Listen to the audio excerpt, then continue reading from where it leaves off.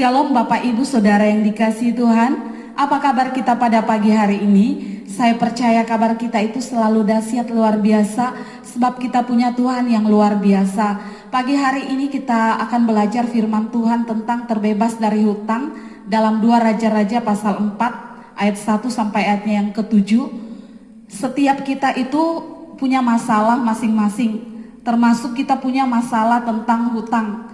Tetapi percayalah bahwa Tuhan yang kita sembah itu adalah Tuhan yang sanggup untuk melakukan perkara-perkara yang luar biasa di luar apa yang kita pikirkan. Hutang, setiap kita itu bisa punya potensi untuk punya hutang. Anak muda bisa punya hutang, dan jangan heran orang tua pun bisa punya hutang. Orang miskin bisa punya hutang, orang kaya pun bisa punya hutang. Bahkan orang yang kelihatan sangat kaya, malah dia itu punya lebih banyak hutang. Dan masalahnya yang sangat tidak enaknya kalau kita punya hutang itu, kita punya hutang dan tidak bisa dibayar. Maka penagih hutang akan datang ke rumah kita, bukan datang untuk membawa berkat, tetapi penagih hutang akan datang dengan berbagai macam ancaman. Kalau kamu tidak bayar hutang kamu, rumah kamu aku sita. Kalau kamu tidak bayar hutang kamu, uang kamu semuanya yang ada di ATM pun saya ambil. Kalau kamu tidak bayar hutang kamu, mobil kamu kusita ya. Itulah bahayanya ketika kita punya hutang dan kita tidak bisa bayar.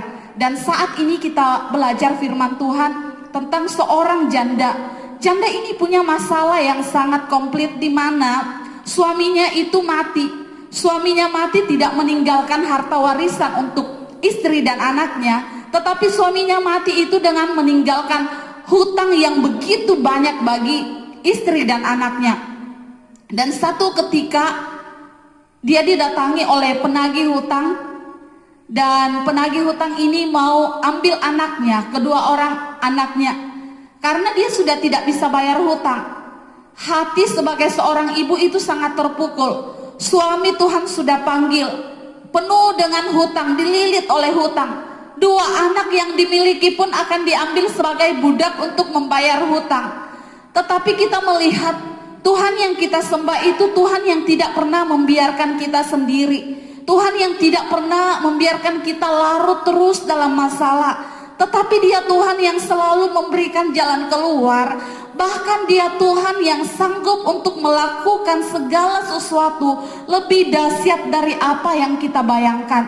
Kalau kita baca di ayatnya yang ke-7, janda ini tidak hanya hutangnya lunas, tetapi dia sanggup untuk mereka hidup dari lebihnya. Di sini kita belajar bahwa Tuhan kita itu lebih dari cukup. Amin. Saat ini kita belajar apa sih yang dilakukan oleh janda ini sehingga hutangnya itu bisa lunas terbayar. Kita belajar yang pertama adalah mari datang berseru kepada Tuhan. Kita baca di ayatnya yang ke-1, ayat pertama. Ketika janda ini tahu bahwa penagih hutang akan datang di rumahnya dan akan mengambil kedua anaknya karena dia sudah tidak punya apa-apa untuk membayar hutang, maka yang dia lakukan adalah dia datang berseru kepada Tuhan. Ini yang harus kita lakukan ketika kita berada dalam masalah hutang sekalipun. Terkadang pikiran kita langsung mengandalkan manusia, cari siapa orang kaya, siapa yang bisa pinjamin uang. Dan tahukah kita, kalau kita punya masalah hutang, kita mau pinjam uang lagi, itu tidak menyelesaikan masalah. Itu namanya gali lubang tutup lubang. Masalah tidak akan selesai. Tetapi ketika kita datang berseru kepada Tuhan, Dia Tuhan yang pasti akan memberikan jawaban bagi kita. Firman Tuhan berkata, berserulah kepadaku maka aku akan menjawab engkau. Mungkin kita bertanya, emangnya Tuhan tidak tahu ATM saya isinya berapa? Memangnya Tuhan tidak tahu saya itu uang saya memang sudah habis? Kenapa saya harus berseru kepada Tuhan? Karena ketika kita berseru kepada Tuhan itu artinya kita benar-benar bergantung sepenuhnya kepada Tuhan. Kita benar-benar hanya mengandalkan Tuhan satu-satunya. Dimana ketika kita juga berseru kepada Tuhan, itu artinya kita sudah berserah sepenuhnya kepada Tuhan. Dan inilah saat yang Tuhan akan lakukan pertolongan bagi kita. Ketika kita sudah angkat tangan, kita berseru kepada Tuhan. Dan saat itulah Tuhan akan turun tangan untuk memberikan jawaban bagi setiap kita. Oleh sebab itu, untuk kita terbebas dari hutang, stop andalkan manusia. Stop andalkan keluargamu yang menurut engkau kaya. Stop andalkan orang-orang kaya yang ada di sekitarmu. Dan stop cari jalan keluar dengan curhat kepada orang lain. Datang curhat kepada Tuhan. Sampaikan isi hatimu kepada Tuhan. Dan percayalah, Dia Tuhan yang tidak akan pernah membiarkan kita. Tetapi Dia Tuhan yang akan memberikan kita jalan keluar. Dia Tuhan yang akan menjawab setiap permohonan kita yang kita naikkan dengan kesungguhan hati kita kepadanya. Mari datang berseru kepada Tuhan. Ketika kita datang kepada Tuhan, masa sulit apapun yang kita alami, kita akan bisa tenang. Seperti janda ini, dia punya hutang, penagih hutang datang, tetapi kita tidak membaca, tidak terdapat dalam firman Tuhan bahwa akhirnya janda ini stres dan mau bunuh diri. Tidak, dia datang kepada Tuhan. Dan ini yang harus kita lakukan supaya kita tidak sampai stres karena hutang. Kita datang kepada Tuhan. Firman Tuhan berkata, hanya dekat Allah saja aku tenang. Ketenangan itu kita bisa dapatkan di tengah-tengah masalah ketika hidup kita itu bergantung sepenuhnya kepada Tuhan. Hidup dekat dengan Tuhan. Mari, apapun masalah yang kita alami, termasuk hutang kita, hutang yang tidak bisa terbayarkan karena kita sudah tidak punya apa-apa, datang berseru kepada Tuhan. Tuhan yang akan memberikan jawaban bagi setiap kita. Dua adalah, mari tetap kelola apa yang ada pada kita.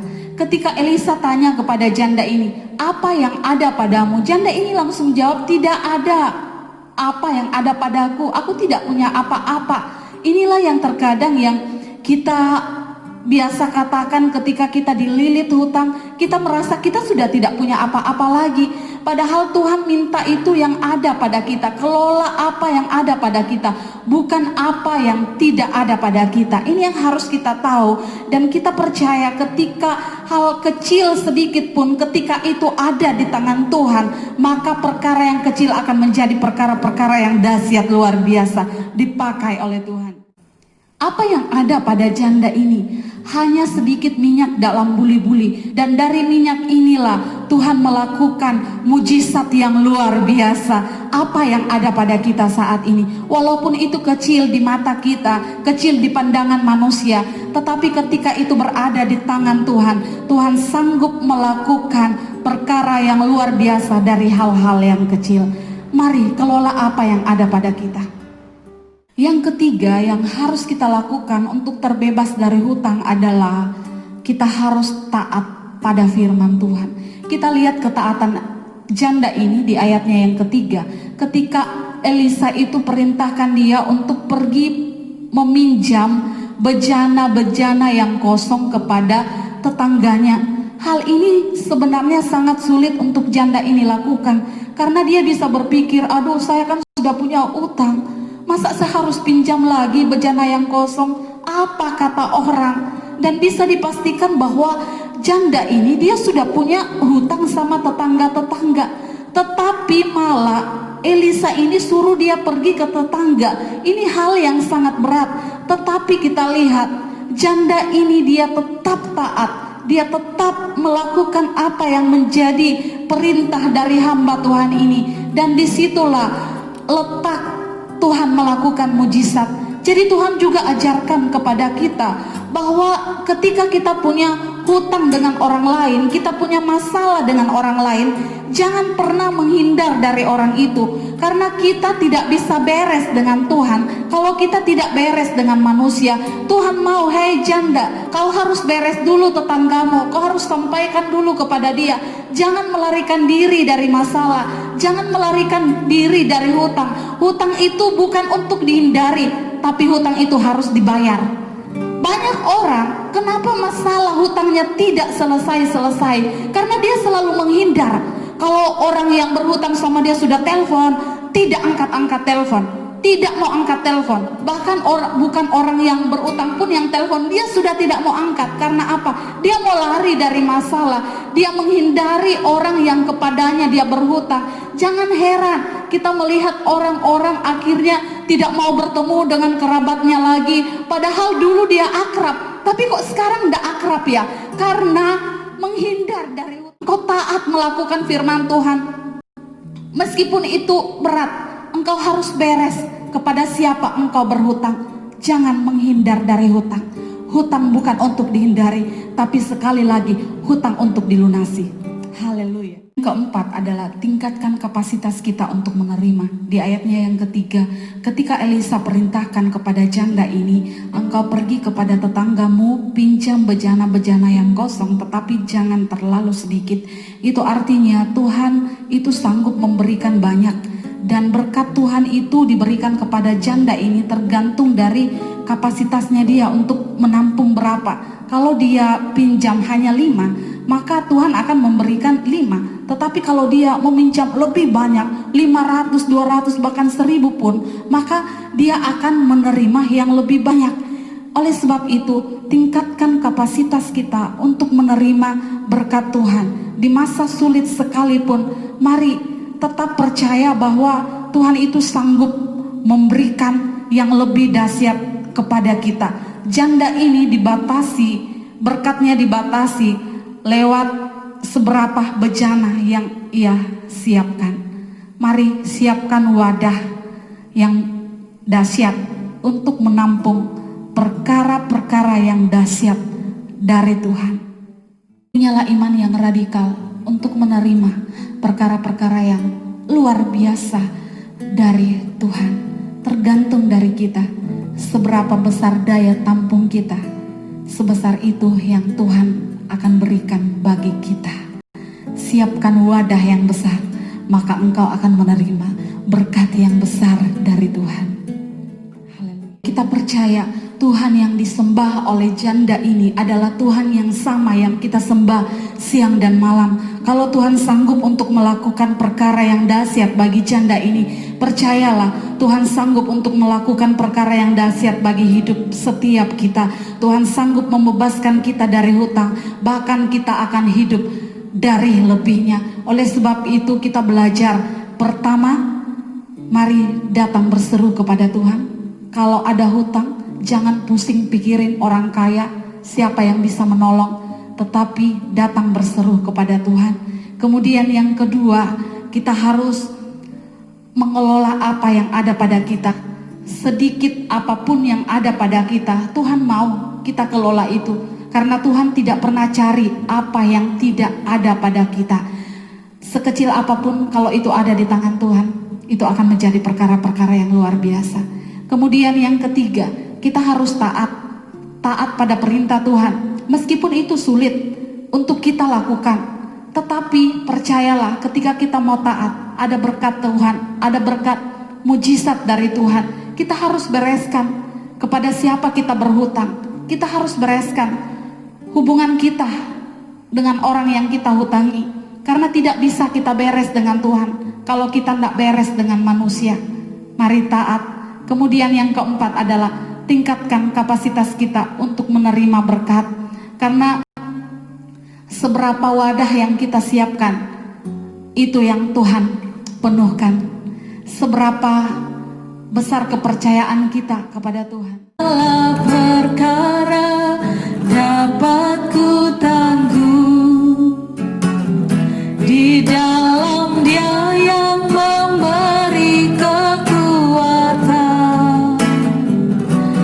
Tuhan Yesus penolong dan sahabat.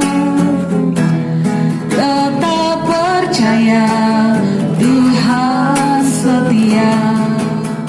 Percaya Tuhan setia.